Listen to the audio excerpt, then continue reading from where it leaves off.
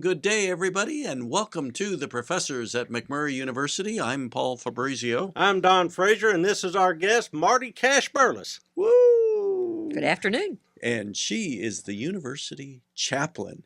She is. Yes, and we're taking a tour through the various aspects of the university. Okay. And early on, we thought we need the chaplain. We need, especially this chaplain. And it's not just because we need prayers. Always. Without ceasing, as it turns out. Yeah, exactly. There's so many things to say. But we just want to understand, what is a chaplain? What do you do on campus? I mean, are you praying on your knees 24/7? Obviously not, because you're here in this room. Here.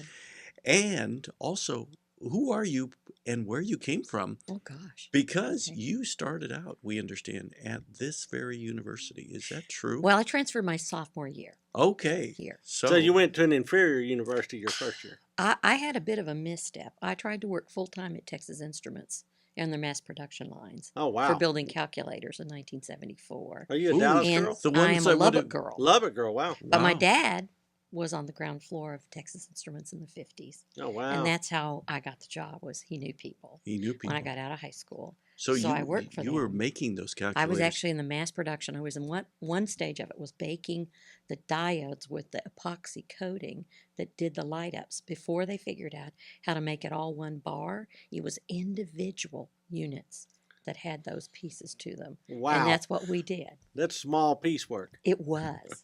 And then I did assembly because they up and moved that production to Brazil, quit paying us $3.69 an hour.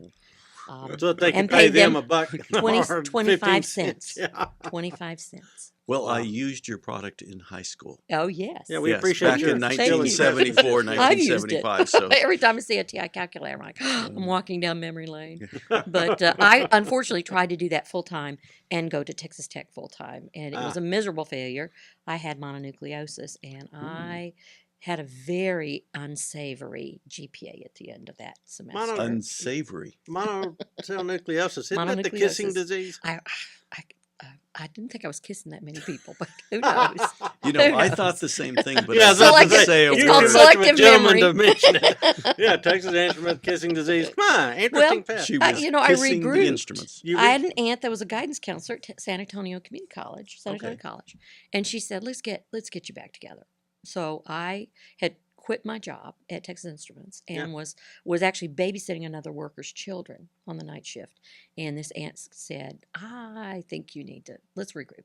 So she brought me down to San Antonio and lived in her house, paid her rent, worked in her offices, and did some accelerated mini terms, Mhm. 9-week terms, and got back on my feet. So she said at one point, "You're doing so well. Where do you really want to go to college?" And I said, "I've always wanted to go to McMurry." I had an aunt that went here in the late 40s, early 50s, and a cousin that went here in the early 70s. And the aunt finished. The cousin actually transferred to Texas Tech and finished there. But both of them were so influential, and I said, "I'd love to go to McMurry." And she was able to make that happen. Oh, wow. So I arrived here in the fall of 76, the year of the great bonfire blow-up. You were involved in that too? Yes. The great bonfire blow. Oh. I knew who poured the gasoline at the wrong time into the fire. I know who did it too. See? All right, so we're going to have to get some history behind the great bonfire blow-up since you brought it up.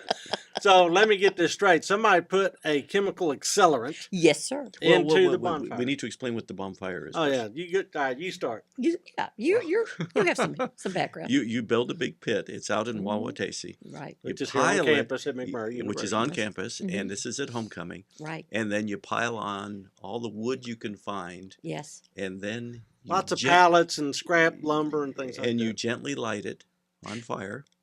Except one year, 1976, when somebody decided, oh, this would be a good time to pour some, Well, how do we say it, It had accelerants? rained on the wood, Yeah. and they were yeah. afraid it wouldn't catch. Yeah. And yeah. so That's they the story. added a little. That's the story. Yes. And And so so they they added soaked a it. little. It's called vapor lock. I've heard there was an awful lot that was added.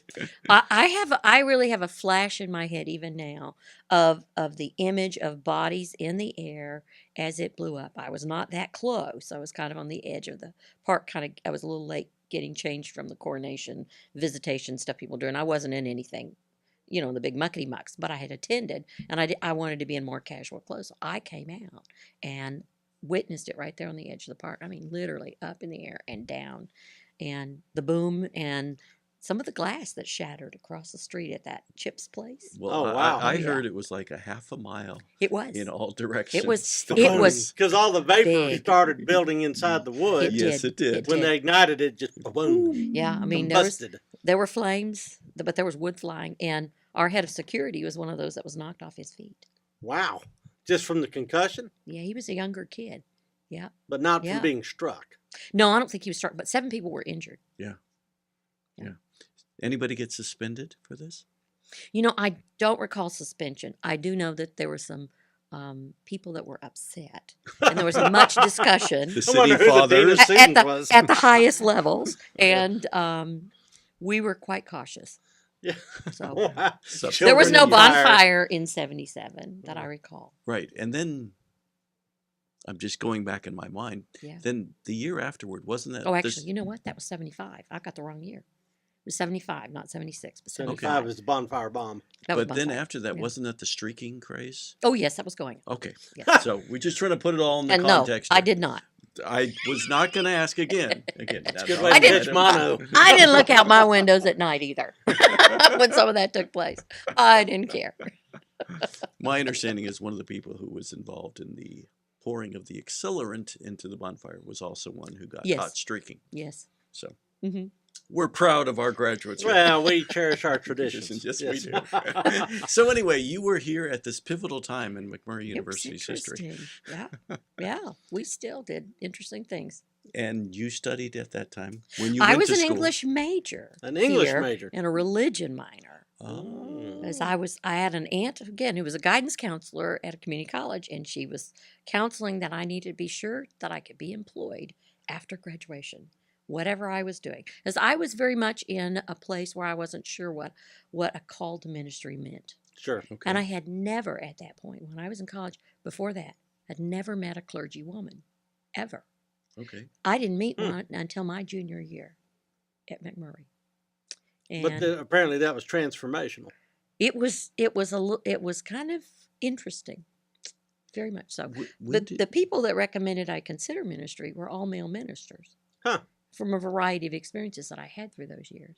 But I wasn't convinced even then. So when I went to graduate school at Emory, to the seminary there, I was thinking seriously about just getting Master's of Theology, which was not a degree for ordination, but was just really an academic degree, and then getting a PhD in church history and coming back and teaching when Bob Monk retired.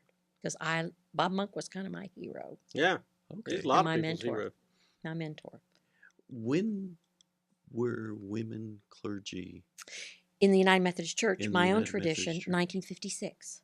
Ironically, the year I was born. Okay. So they're around. She just hadn't met any of them. Yeah. I hadn't met him up until that point in time. Yeah. And then I met 2 in 1 year. One was became a bishop, Janice Riggle Huey, out of South Texas area. And another one by the name of Sammy Ellis. And I have run into her several times. She's now retired as well. She and the bishop both retired. But they were my first encounter. Then I finally met some women who'd been here as clergywomen in this area of the United Methodist Church for a number of years, had served, but were in small churches, which was, as I discovered in my journey, that was really the norm. Is women didn't make much progress until So they got well warehoused into in the small congregations. yeah, well into the 70s, and even in some places, Okay. they were not encouraged. So you went from here to Emory? To Emory, to Candler School of Theology, which was Okay. United Methodist. Right. That's where I Yeah. got my PhD. Yeah, Oh, y'all, good. So y'all have Emory. Emory and, Eagles. and Tina Bertrand. yes, we were. Yes. Tina and I were in Yeah. school together. A lot of Oh. Emory people. I Yes. didn't know y'all were Yeah. actually in school together. Yes, she was a year behind me. Oh, Did you that's have her in cool. any classes? Yes, Really? yes. That's very odd. I So did not you know that. benefit from the Coca-Cola money? Oh, you better believe it. I just on the very edge of it. I was in school when that was happening. Yeah, they had a lot of money for graduate students they did. because of Coca-Cola. Yes, they did. So and I I am drink a Coke Coca-Cola. still. Yes. Drink Coke At still. one time, if Coca-Cola stock went up $1, Emory got $1 million. at Wow. one time. Now would be, who Yeah, knows? see. I don't know anymore. But yeah, So you went straight from here to Emory. I did. I was one of those kind of straight through. And I you had a lot got of your classmates. PhD? No, just got a Master of Divinity. I changed from Master of Theology to Divinity because I got in there and realized that I didn't like the library all that much. And if you're going to be in a PhD program, you really got to kind of fall in love with Yeah, the that whole library. library thing. Yeah. It was a place for me to figure out really what a call meant. Okay. And a call meant, in my case, to quit running away from doing what I like to do, which is be with people And go take to care of Nineveh. them. Yeah. Get out of the whale's stomach and head to Nineveh. So, you know, I likes that gave Well, idea. I read the Bible in my Yes. tradition, so when I can drop it in, you know, I like to do that. I don't know about the rest of you guys, but anyhow, we'll talk about your call to ministry right after this break. Okay. Do you like that? Don't skip! Don't skip! Don't skip! Hello, my name is Christopher Bartlett. I'm the studio manager with the McMurry History Education Group, and you may be used to seeing my name in the end credits, or sometimes you'll see me sitting here as a special guest host. But right now, I'm here to talk to you about an amazing new opportunity. We have created a Patreon. To put it simply, if you enjoy the content on this YouTube channel, then you can head on over to Patreon, donate money to us, and become a patron. And through your donations, more content will be made. Basically, it breaks down like this. With $10, you will receive a short thank you video from Dr. Frazier and Dr. Fabrizio. With $25, you will be able to take part in a patron-only poll. With $50, you will get swag. These items include a choice between 2 prints of paintings and signed copies of Dr. Frazier's books, Blood on the Bayou and Thunder Across the Swamp. With $75, you will receive exclusive videos that will not be available anywhere else, not on YouTube and not on SoundCloud. These videos will be just for you, the patrons. With $100, your name will appear in the credits. See that right there? That's where your name can be. Finally, for $500, we will send you a signed collector's edition of Phil Collins's book, The Alamo and Beyond. Yes, it is signed by Phil Collins himself. And remember, for all the higher donations you do, you also get the stuff from the lower ones as well. So it's pretty cool. And when we reach our goal of $5,000, Dr. Frazier and Dr. Fabrizio will give you their own personal ranking of the presidents from worst to best. Coming from the perspective of a historian like Dr. Frazier and a political science expert like Dr. Fabrizio, you really don't want to miss their ranking and why they put them in that order. If you enjoy this content and want to see more, if you believe in our mission of making history accessible to everyone, then head on over to our Patreon and donate as much money as you're willing to give. You'll help us continue what we're doing, and you'll get amazing gifts as our way of saying thank you. Now we return to your regularly scheduled programming.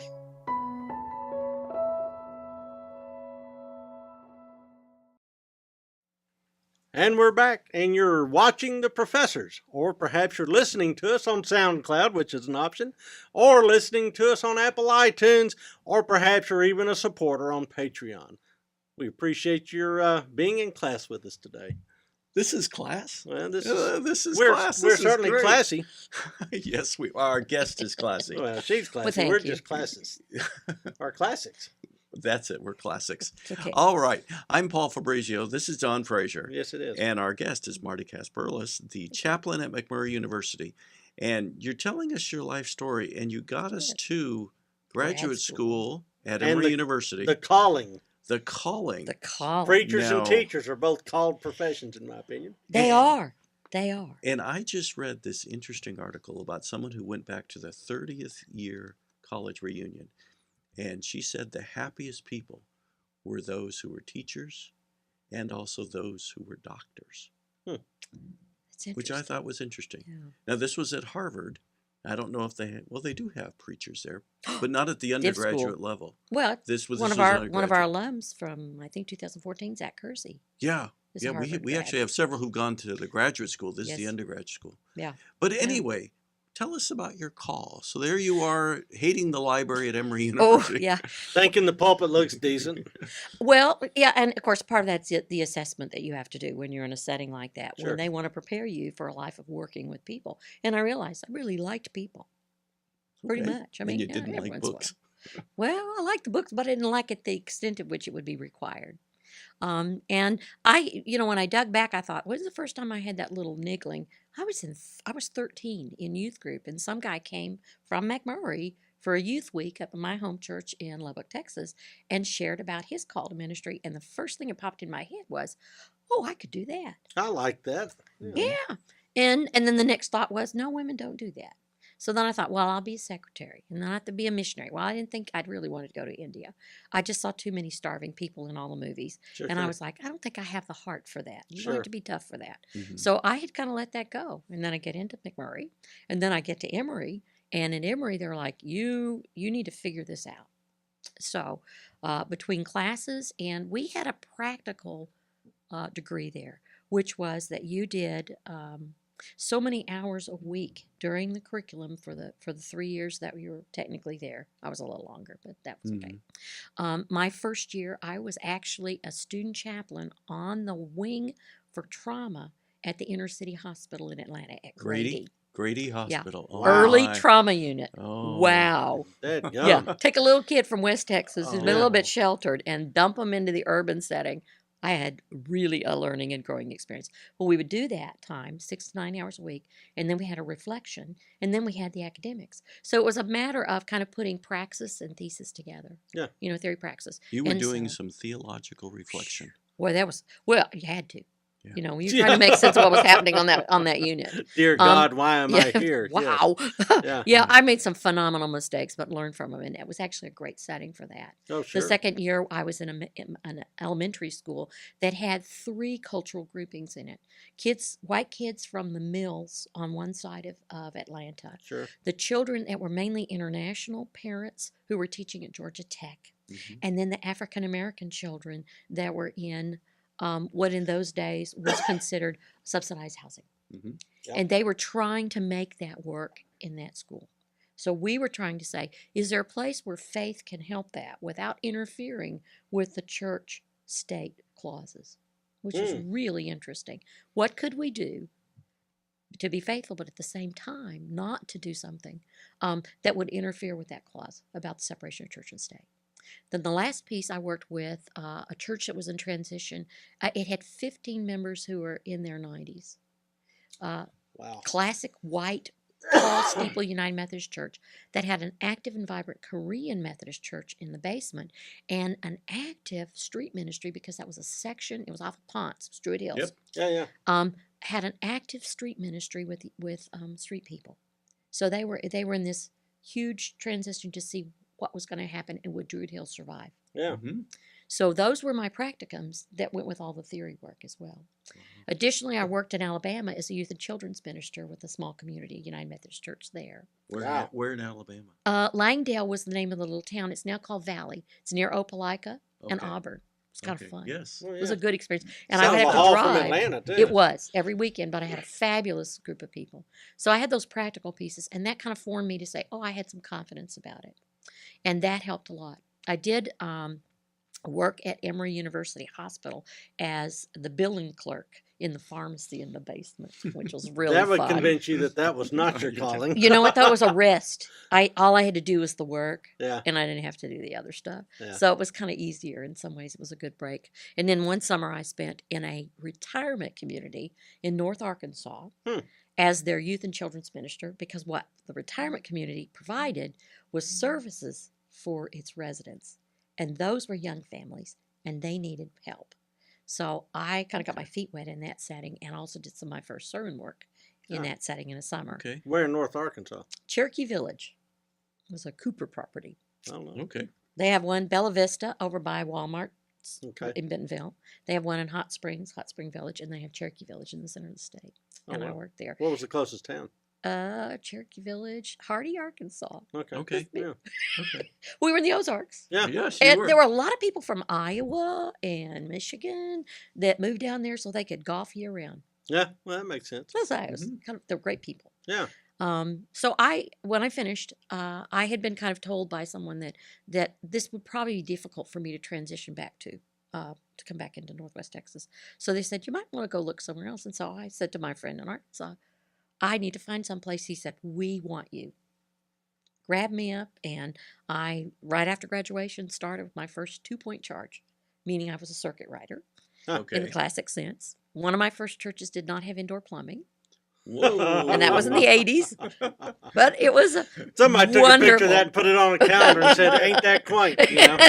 I was in the Ozarks. There was a cultural transition. I went from urban Atlanta and working with street people in a soup kitchen at the church I attended to being in rural Arkansas. So I looked out the back window of the parsonage one day early on, and there was cattle in the neighbor's yard, and he was a local mortician, and he ran a couple of head of cattle just to have meat on the table, and he had a broken vault that had been cracked, and there was a green water, garden hose in there, and that was his watering trough for his cattle. He's kind of a brilliant guy. Oh, That was a learning curve. So, I bet it was. but I just did move to another. I did 1 year there and did 4 years down a little community off the Mulberry River called Mulberry, and a second church called Kibler near Van Buren. So I was on the state line into Oklahoma. Yeah. And that's where I was introduced to my husband through a friend of ours. He was a United Methodist pastor. I was a United Methodist pastor. His wife worked for the Internal Revenue Service. So did my husband at the time. So we figured out early on, though, that one of the reasons they introduced us is probably because they broke every party they went to. Think about it. Preachers and IRS agents. Yeah. Yes. Just, makes it difficult. But I served there, and we got married, and then we ended up moving to the central part of the state of Arkansas, so I could do administrative work with the denomination and their denominational offices. Okay. I learned very quickly I was not set for that. I managed 3 years. I probably shouldn't have, but I did. And then found an ad in the paper. My job description at that time was I had responsibilities for youth and camping ministry and 15 boards and agencies related to the United Methodist Church for that part of the state. So I was a bureaucrat. Yeah. And I hated every minute of it. Because remember, I wanted to be with people. So there's this ad. Yeah. And we're going to talk about that ad. We'll do it. After this break, because I have a feeling that your career is about to take a turn. It is. All right. We'll be right back. When you support McMurry History Education Group, Good. you also support the many young workers who operate and maintain the company's digital operations. These are dedicated university students who handle many things such as filming, recording, and editing content for McMurry, as well as cultivate the layout and structure of McMurry's various websites, including its associated channel on YouTube. We are a nonprofit organization that exists from donations from interested persons and history enthusiasts alike. Donations enable our students to obtain a higher education, job training, and career bolstering skills. If you would like to donate, please visit us at www.mcwinnie.org and click on our About Us tab to learn more. Welcome to State House Press, a nonprofit publisher of quality books. State House Press and the McMurry Foundation Press are part of the Texas A&M University Press Consortium, which handles retail distribution for several small but distinguished publishers. Our entire list of offerings, with pictures, summaries, prices, and easy online ordering, is available in our section of the Consortium website. State House Press is proud of its reputation for high standards of scholarship and readability. In addition to this, we at State House Press have recruited the talents of individuals such as Phil Collins on his book, The Alamo and Beyond. We release not only texana by contemporary authors, but reprints of classic accounts of Texas life and history otherwise inaccessible to the public. Our book list also incorporates the publications of the McMurry Foundation Press, specializing in the history of the Old South and the Civil War. We strive with our titles to make history accessible to as many readers as possible. To accomplish this task, we have recruited some of America's leading historians, as well as bright new scholars. We believe firmly in narrative history, in telling a good story, and in telling it well, without losing sight of the people who've made history and the events that changed a nation. For questions or business inquiries, please visit the Texas Book Consortium at www.tamupress.com. Bear Leader Tours. Where will their leader tours take you? Everywhere. Paris, Bruges, Trieste, battlefields, Pearl Harbor, Pacific beaches, New Orleans. Join the adventure. www.mcwhinney.org.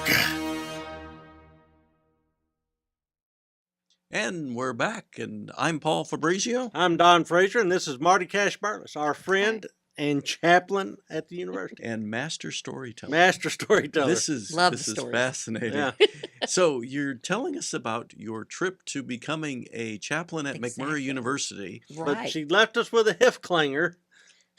The ad. So Yeah. there you were in Arkansas, and there was an ad you saw. Yeah, I was being a bureaucrat, which was not my thing, and I saw an ad for a full-time chaplain in Ohio. My husband's from Ohio. I'm from Texas.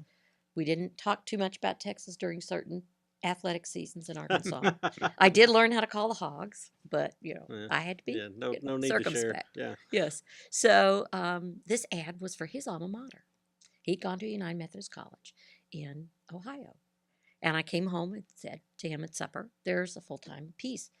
My current bishop at that time, very nice man, very, very influential, but he was not thinking about women serving in campus ministry or chaplaincy positions. Yeah, yeah. He was appointing all of his nice young, up and coming young men into that, but the women were not. There were not enough of us at the time, and he just didn't. It didn't come into his ballpark. So I said to him, I'd like to apply for this position. I just want to see what happens. I don't have any experience as a chaplain, but I have an interest. And when I had been a pastor and had students that had gone to college, I would try to make an effort to stop by and see them. Yeah. If I could buy them burger and fries, whatever. Already ministering. Yeah, I mean, well, they were part of my congregation. Yeah. Sure. Just because they weren't there for part of the year, that didn't mean that they weren't part of my responsibility. Yeah. Sure. So I said, I kind of think I had a great experience at McMurry. I loved my chaplains there. I knew some of the chaplains at Emory. They were good influence. I thought, I'd like to try this. For whatever reason, I got picked and interviewed. All right. Went up. It was a lovely March day. That should have been my first clue. No, it was a lovely March day How many in feet of Ohio. snow? There was no sign of it. Yeah. So I said, great. I had nothing to lose. And I just my conversation with God was kind of like, Lord, I don't know what to do, but you're in charge and I'm just going to relax and enjoy this experience. And that's exactly what I did. Yeah. And it's been 11 hours, being Okay. interviewed from That's- yeah. 7:30 in the morning to 7 o'clock at night. Yeah. Yeah. And 3 meals with all different groups and people, and asked to climb up in the cupola of the signature building on campus, and no one seemed to have a key or let me up. But that was okay. It was kind of fun. People recognized my husband. He had been out of school 9 years. He walked onto that campus, and they called him by name. Oh, wow. Wow. People That's knew cool. him. So it was kind of fun. Yeah, that's the benefit of a small Went on, school yeah. education. Went on with my life. 3 weeks later, get a phone call. President says, I'd like to offer you this job. Wow. Maybe it was 2 weeks. I didn't think about it too much. So, we started the negotiations, which you need to do. And I said, right about that time, I'd found out that we were pregnant with our second child. Oh, We'd had wow. a child. Oh. And I had a little ethical dilemma. And I said, I need to think this one through. So I said to this president, I said, by law, you don't need to know this, but I need to tell you something. And, you got real cautious. What is it? Kind of thing. And I said, well, I've just found out I'm pregnant. He said, well, is it a permanent condition? I lost it. He said, I hope not. I really hope not. Because I just thought, it was like, oh no. So I knew right then and there that we were going to be able to work together. Yeah. And we finished the negotiating, and he said, I'm pretty sure we can give you some time off for that, Wow. even in your first year. So we negotiated it. My due date was around Thanksgiving. We negotiated for me to be able to do that. Ironically enough, I had our second child the first day of finals my first semester at Mount Union. Okay. Oh, wow. So And- Mount Union is the name of Mount this. Union was yes, Mount this Union true College, now called the University of Mount Union. So I started there in August of 1991, thinking we would be there maybe 5 to 10 years. It was easier in some ways because my husband's family was there in Ohio. My family was in Texas. We were no longer spending every single holiday in the airport Yeah. trying to get to see family, Yeah. and that made it a lot easier. Hither and yon. We could raise our children with aunts and uncles, Yeah. and we made a commitment that every time we could, we brought the children to Texas. Mhm. And for many years, I said to my children, "You're 1/4 Czech, you're 1/4 Italian. That's your dad's side of the family, and you're half Texan." Yeah. But you live in Ohio. Yeah, well, we lived in Ohio, but we came back to my roots. Expatriates. We were. Yes. We were.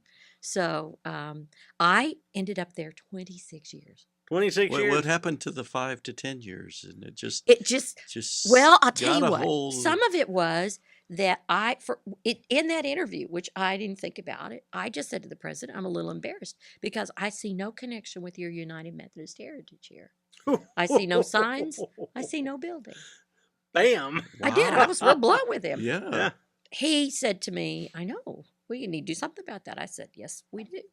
Well, I got the privilege and honor of being there when we found a donor to give us a naming gift to build the first freestanding chapel on that campus. Oh, And cool. we did it in the 90s when many higher education institutions were closing out chaplaincies and closing down religious life Right. Oh, offices and absolutely. programs on their campuses. We went the other way. We actually challenged that trend. And I'll never forget, one of my esteemed friends said to me, "You're changing the ethos of this campus, and I am so happy." And that made it so worthwhile. Yeah. So You brought it back to the church. it to did. its And its roots. heritage is right there Yeah. in the center of campus. Oh, that's And nice. it was just absolutely fabulous. But, I had lots and lots of help.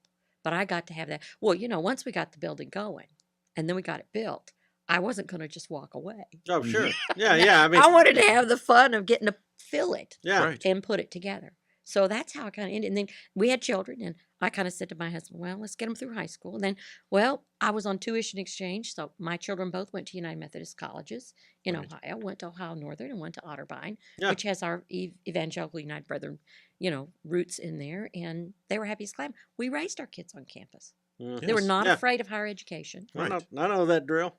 Oh, yeah, absolutely. We've been there. Yeah, that's the wonderful piece of that. So that helped me to stay in those pieces.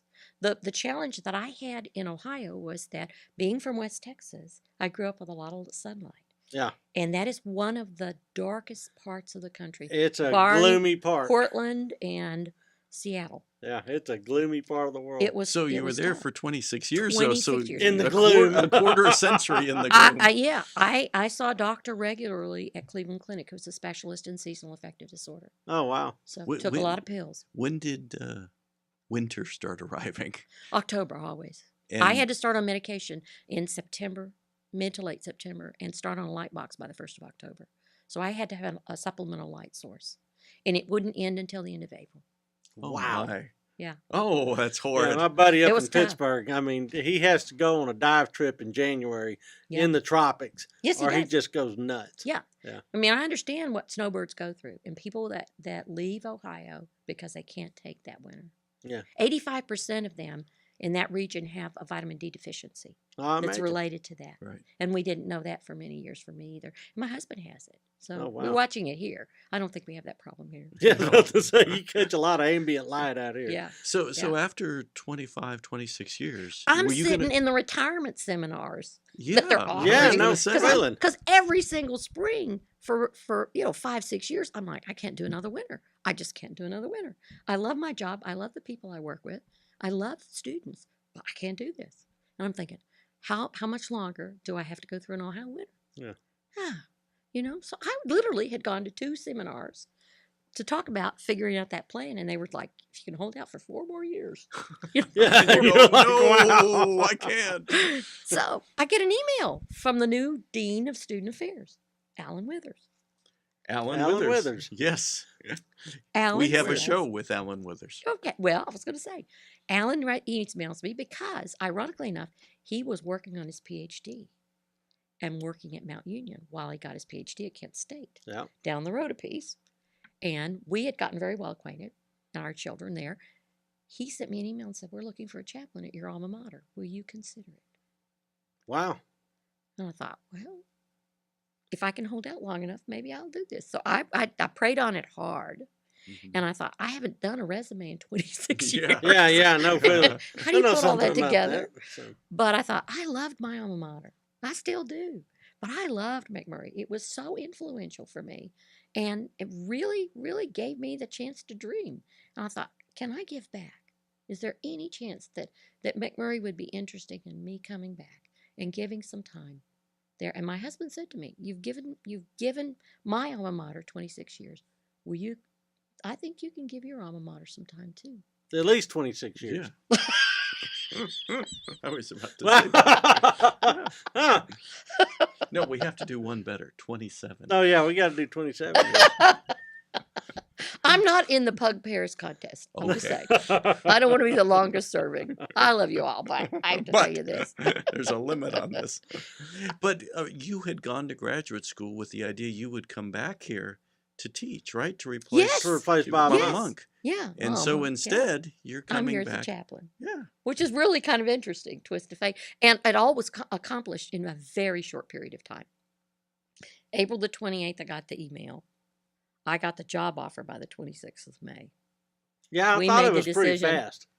Dr. Harper didn't waste any time. No, she was Yeah. busy building her team, and you're an important part of that. Well, Yeah. and I had met her at another conference and had heard some of what had happened here with some of the interfaith pieces, Mm-hmm. and I just felt like, and we'd done some interfaith at Mount Union as well, Mhm. so I had some experience with that. But I just felt like I'd like to work with somebody like that. Yeah, we're going to unpack that after this break.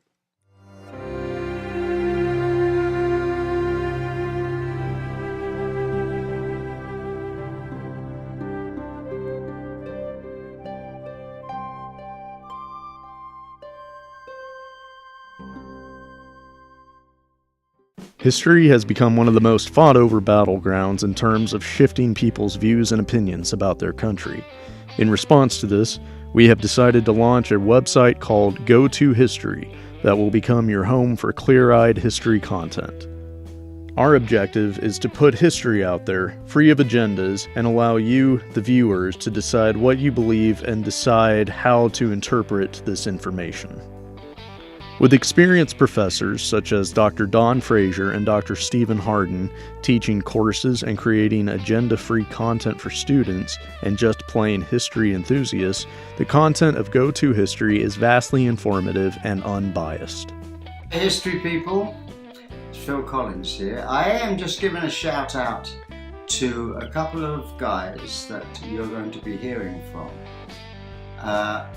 And they're good friends of mine, but they're also incredibly knowledgeable historians. Dr. Donald Frazier and Dr. Stephen Harden. Both great friends of mine, both helped me out with my book on the Alamo. And two guys, if you don't know much about history, these are the first two guys you should go to. Okay, what they don't know isn't worth knowing. Don Frazier, Steve Harden, I hope you enjoy their presentations. My name is Evan Williams, a history major at McMurry University, and I love the layout of the Go To website. I mean, it is singularly built from the ground up with user convenience in mind. Every study available is within a single courses tab, with each lesson having a single page for each of its individual videos, text, visuals, and quizzes, all at easy grasp. This is most definitely history made simple. Please log on to www.gotohistory.com.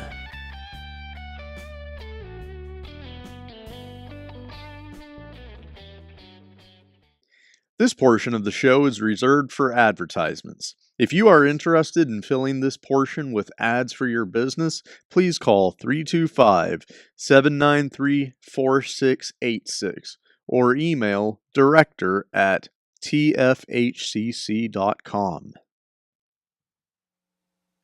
And we're back, and we're the professors at McMurry University, and I'm Paul Fabrizio. I'm Don Frazier, and we're joined today with Marty CashBurless, Yes, our university chaplain. that's right. And we've been hearing the story about how she ended up back at her alma mater. That's Now, right. you mentioned that Sandra Harper Yes. hired you.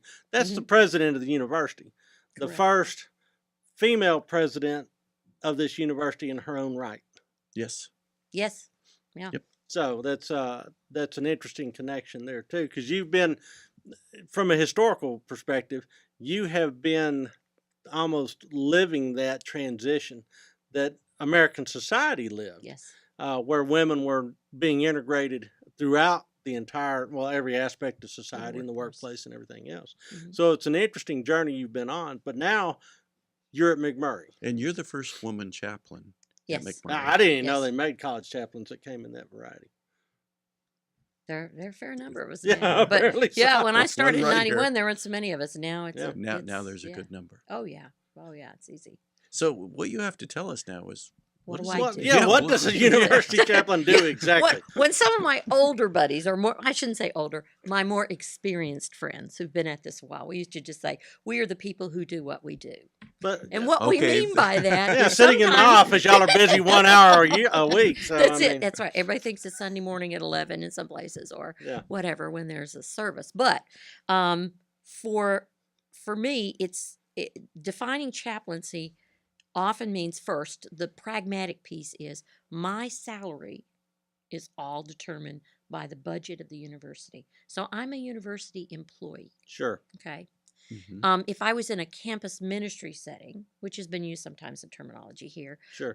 what has been the classic definition in United Methodism of that has been that somebody who serves at a public university and is paid oftentimes by the church organization itself, Okay. or maybe by a church community. Almost a And that's mission their job. effort. Yeah, Okay. exactly. And they don't necessarily have the same access to people Sure. in campus ministry as you do in chaplaincy. So I'm, for all intents and purposes, completely a part of the higher education community. Same Okay. as Paul I have that Fabrizio. role. Exactly. Okay. Exactly. And Don Frazier. Right. Absolutely. Now I But do I'm have different cut. yeah, I have pastoral responsibilities, obviously. Mhm. So like we got word today, one of our employees lost a grandmother. Yep. So I'll be reaching out. I've reached out on Facebook because that's fast and Sure. easy. But I want to go in person. I got to see somebody who was recently in the hospital, had surgery. You know, I access that. I'm very polite. I go in and I go out. I don't create a lot of problems because this person has a relationship with a local church. But anybody, whether they're religious or not, is my responsibility in many ways. Mhm. I see myself as I used to laugh and say I was God's little helper on campus. That was kind of a quick way of saying, you know, if I want to represent God to you, kind of thing. That was great, except I realized I wasn't so little anymore. But I also was taking seriously that a lot of our generation now has students and both traditional and non-traditional students who have no exposure to organized religion. Oh, zero. Yeah. But I the- have a the nuns. responsibility to talk to the NONES Yeah. and to just simply make sure that their basic needs are met, because Yeah. we still have people that have needs. Is this a churchy school? You know, and the reason I ask that is a lot of times I'll talk to students and they'll say, we didn't want to have to go to chapel every day or whatever, mandatory chapel, things like that. Yeah. And so, you know, you've got this Christian ethos Yes. and heritage, but is there a difference between that and being a churchy school? I would choose to say that we are a devout community, Okay. that we honor our religious traditions and our spiritual roots, and that for us is really important.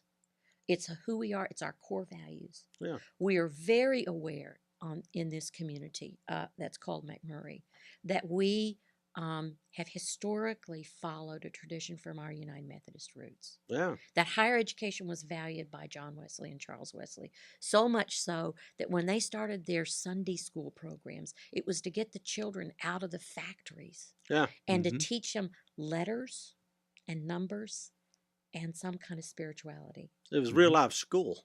It was. Mhm. It And was at Sunday one time school. in the history of Methodism and the Methodist family, we had more people in Sunday schools than we did as members of churches. Oh, wow. Really? Yes. So I have that always in my head to say we value a life that really wants to explore and learn and answer the big questions. Yeah. Well, that's what a liberal arts education was supposed to be about. And my job is to help with that. Yeah, so that's awesome. you view yourself as chaplain for the university community. So Hmm. we have people here who are of a variety of religions, Yes. including non-Christian faith, Yes. as well as people who are of no faith at all. The Correct. And nuns. you are Yeah. their chaplain. As far as I'm concerned, I am. I have a responsibility to do what I can to help them in whatever way I can. And sometimes they say to me, I don't want your help, I don't need it. That's fine, but I'm going to send good thoughts your way.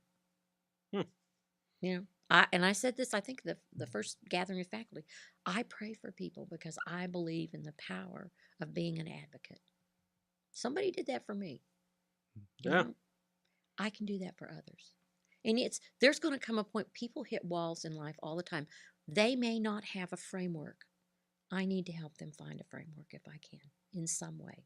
There's still grounded questions that we need to ask. Why am I here on this planet at this period in time? Oldest questions in humanity. Yeah. Exactly. And so some of my job I see as being the person that can help with helping people search and explore and maybe find some answers that'll help them.